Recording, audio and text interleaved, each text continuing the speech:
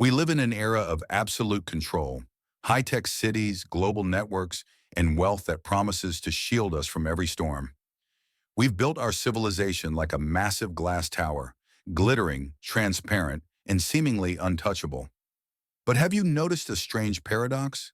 The more power we gather, the more fragile we feel. We've engineered everything to work for us, yet the ground beneath is shifting. Why does our greatest peak of security feel like the edge of a collapse?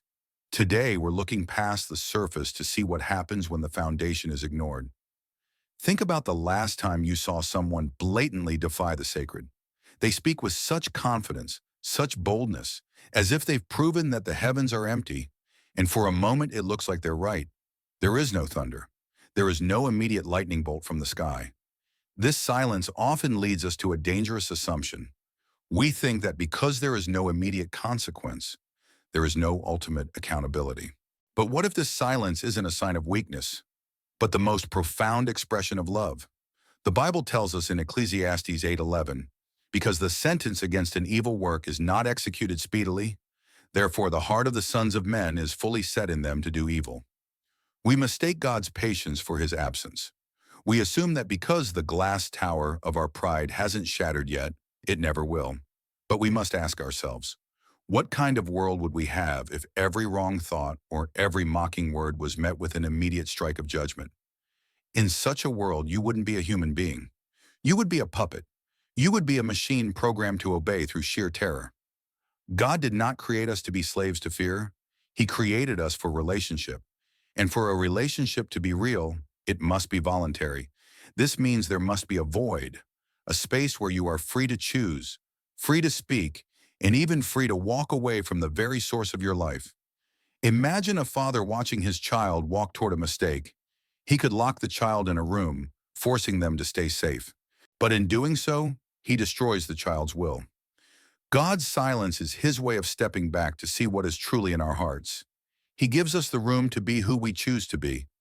He allows the mocker to finish their sentence, not because he isn't listening, but because he is honoring the very freedom he gave us. But here is the truth we often overlook. Just because a father is silent doesn't mean the rules of the house have changed. Just because a sailor chooses to cut the rope and drift into the dark doesn't mean the ocean has lost its power. We are currently living in that space of silence. It is a period of grace, a time where we are allowed to build our own kingdoms and declare ourselves kings. The problem is that we have mistaken this temporary freedom for a permanent reality. We've grown so comfortable in this silence that we've forgotten it is a gift. We see the world's glass towers rising higher and higher, filled with voices that laugh at the ancient paths. They believe they have outsmarted the Creator because the sky hasn't fallen. Yet the laws of nature and the laws of the Spirit remain unchanged. God's silence is not an invitation to rebellion. It is an invitation to return.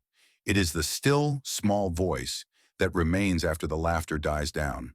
But why is it that some people seem to be more trapped in this silence than others? Why do those at the very top of our society, those with the most to lose, seem the most eager to test these boundaries? To understand that, we have to look deeper into the human mind and a phenomenon that explains how wealth and power can actually create a biological blind spot for the soul. We often look at those at the pinnacle of society, the celebrated icons and the ultra-wealthy, and wonder how they can be so dismissive of the sacred. It is easy to point fingers and label it as pure malice or a calculated agenda. However, when we look closer, we find something far more subtle and dangerous at work. It is a phenomenon known in sociology as status shielding, and it creates a biological blind spot that affects the very way a person perceives reality. You see, when an individual reaches a certain level of fame and fortune, their entire environment undergoes a radical transformation. They are no longer surrounded by the raw, unvarnished truths of life. Instead, they are encased in a privilege bubble. Every immediate problem is solved by wealth. Every physical threat is managed by security. Every dissenting voice is filtered out by a circle of people who only say yes. This isn't just about luxury.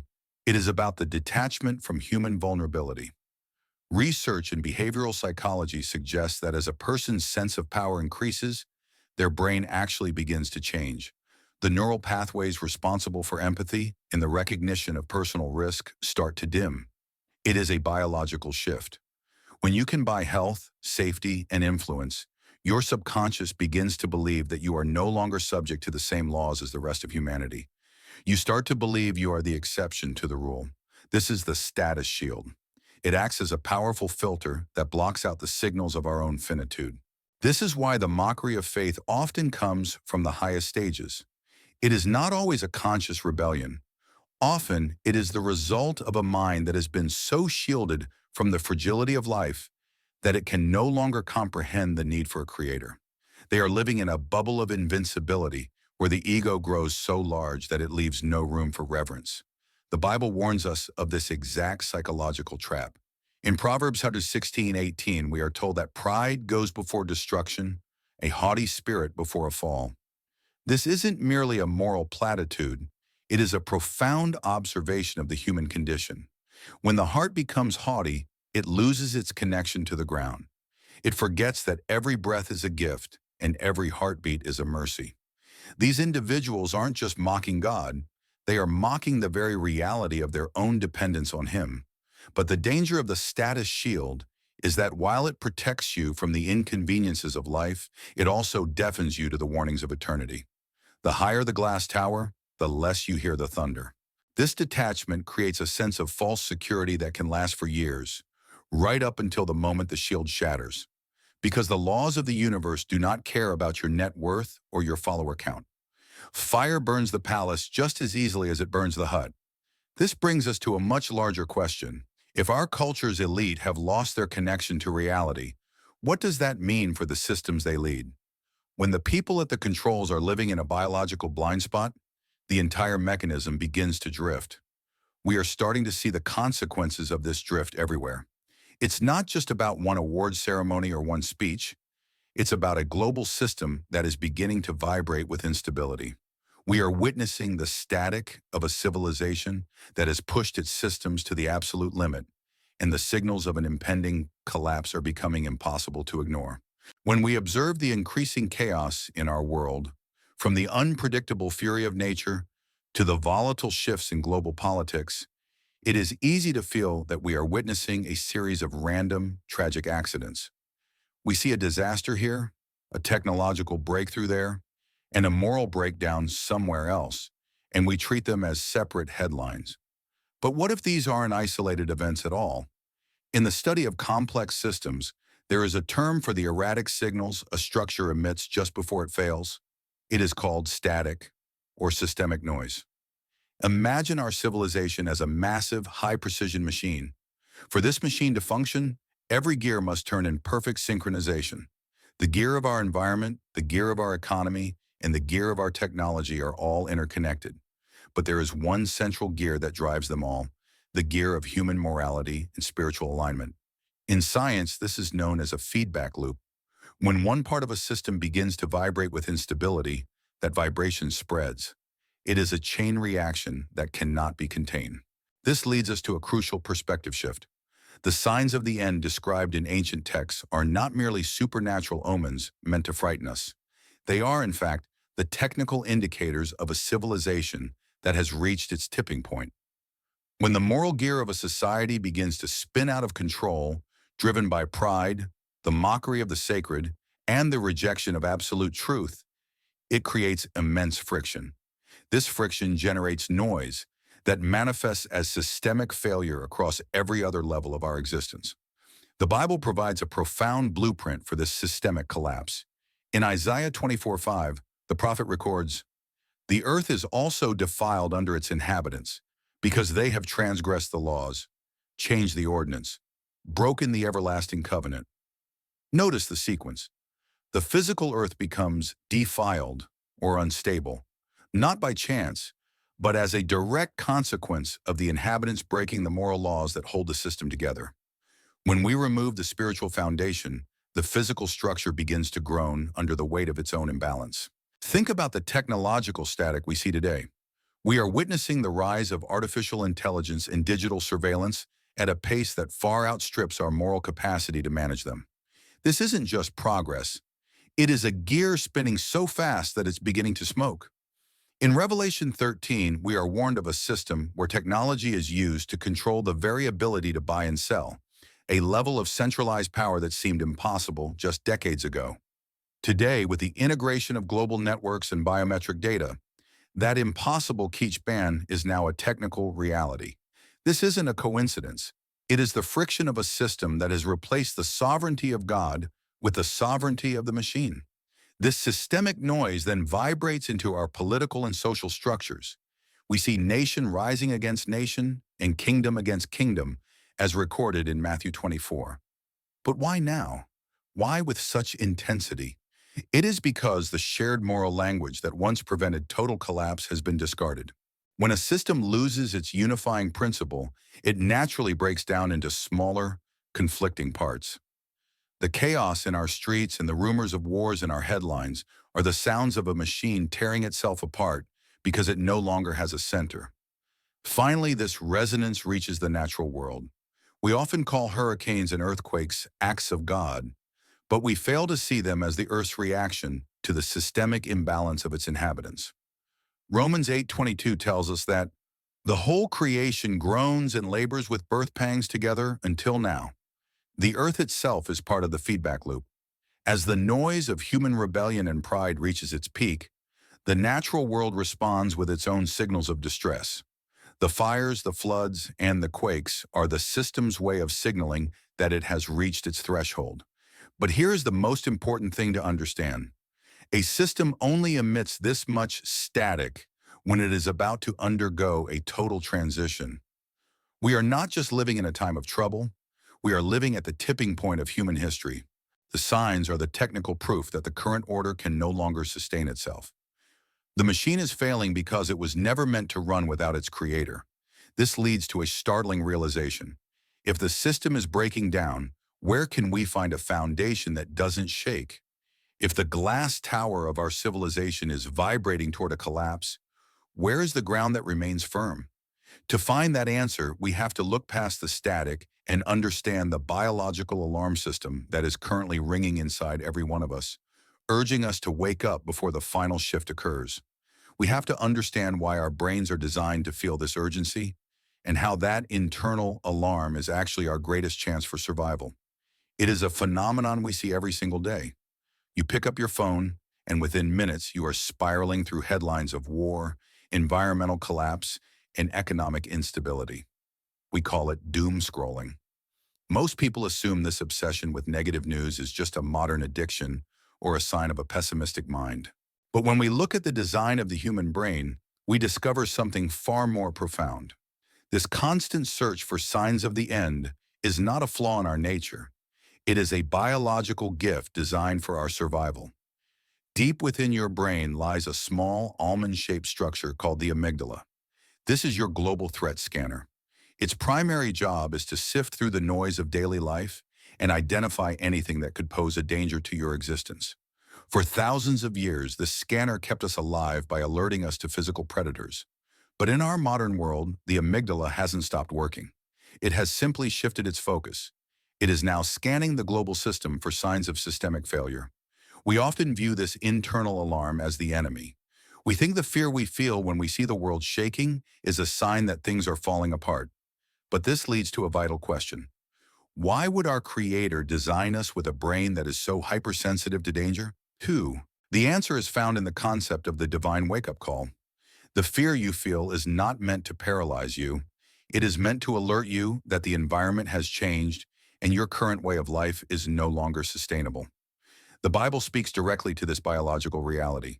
In Romans 13:11 it says, "And do this, knowing the time, that now it is high time to awake out of sleep, for now our salvation is nearer than when we first believed." Notice the urgency. The time, or the signs, are not meant to be studied for curiosity. They are meant to wake us up. We assume that fear is a sign of doom, but in the hands of God, fear is the fuel for awakening. When we understand this, our perspective on the apocalypse begins to shift. We move from a state of paralyzing fear to a state of active hope. Paralyzing fear makes you want to hide, to ignore the truth, or to fall into despair. But active hope uses the biological signal of danger to reset your priorities. When the amygdala rings the alarm, it is a signal to the prefrontal cortex, the part of the brain responsible for logic and decision-making, to ask what truly matters right now.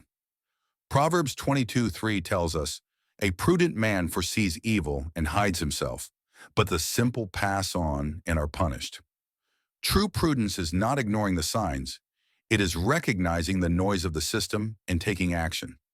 The reason we are so obsessed with these signs is that our spirit recognizes a truth that our ego tries to deny. This current world is not our permanent home. The biological alarm is simply confirming what the soul already knows. This is why the signs of the end are actually a mercy.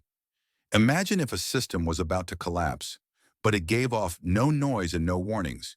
You would be destroyed without a chance to prepare. By allowing the static of the world to increase, God is giving every inhabitant of the earth a fair warning. He is using our very biology to scream, "Look up! Change your direction." So when you feel that tightening in your chest as you look at the state of the world, do not see it as a sign of weakness. See it as your internal neuroapocalypse clock telling you that the time for sleeping is over. This realization is the bridge between the chaos of the world and the peace of the spirit. It is the moment where we stop asking, "How much longer will we stay alive?" and start asking, "How shall we then live?" But for many, this awakening feels like a tragedy. We see the glass tower of our life shattering, and we feel that everything is lost.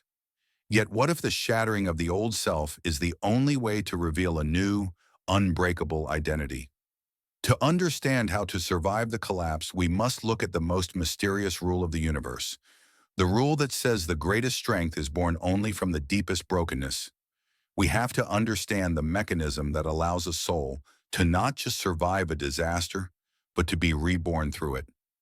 The chaos we see in the headlines often makes us feel like we are victims of a cruel, uncaring universe. We see tragedy strike the righteous, and we ask the age-old question, why do good people suffer? If God is in control, why does he allow the storm to touch those who have done nothing but seek his face? This is the point where many lose their way. They see the shattering of a life as a final destruction. But when we look through the lens of eternity, we see a completely different mechanism at work. We see the phoenix mechanism, the process of rebirth through the very fire that threatened to consume us. In modern psychology, there is a powerful phenomenon called post-traumatic growth. It describes how individuals can experience a radical breakthrough in consciousness following a devastating crisis. This isn't just about getting over it. It is about becoming someone entirely new.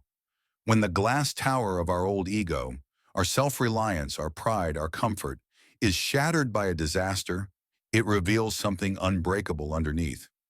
It is as if the trauma acts as a spiritual solvent, dissolving the illusions we built around ourselves to reveal the diamond of the soul. The Bible provides the spiritual foundation for this psychological reality. James 1:2-4 tells us, "Consider it pure joy, my brothers and sisters, whenever you face trials of many kinds, because you know that the testing of your faith produces perseverance." Notice that the testing isn't a sign of God's anger. It is a process of production. Suffering is not a dead end. It is a refining fire.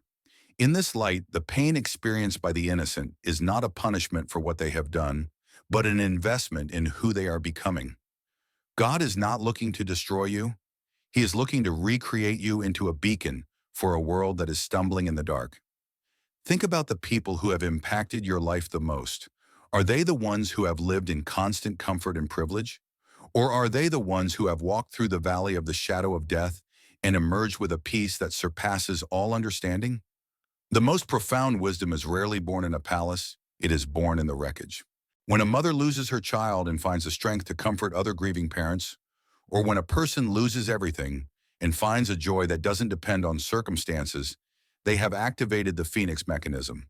They have ceased being a victim of the system and have become an anchor within it. This is what we might call a latte tran, a ritual of purification. 2 Corinthians 4:17 reminds us, "For our light and momentary troubles are achieving for us an eternal glory that far outweighs them all." This doesn't mean the pain isn't real. It means the pain has a destination. Every heartache, every loss, and every tear is a tool used to strip away the status shield and the privilege bubble that kept us separated from God. The disaster we see in the world is the external noise, but the disaster in our personal lives is often the internal silence that allows us to finally hear His voice. If you are in the midst of a storm today, do not ask, "Why is this happening to me?" Ask, "What is this making of me?" Understand that you are not being buried, you are being planted. The shattering of your world is not the end of your story, it is the beginning of your rebirth. You were not made to just survive the collapse of the old system. You were made to emerge from the ashes as a living testimony of a kingdom that cannot be shaken. You are being refined to be a lighthouse in the coming darkness. This brings us to our final moment of decision. If we understand that the system is failing, and we understand that our personal trials are calling us to a higher purpose, then we are standing at the exit point of the old world. The alarms are ringing, the signals are clear. The question is no longer about the headlines or the stars in Hollywood. The question is about the ground beneath your own feet. Are you ready to step out of the glass tower before it falls? We are standing at the final exit point of a failing system. The static you hear in the world today is not just chaos.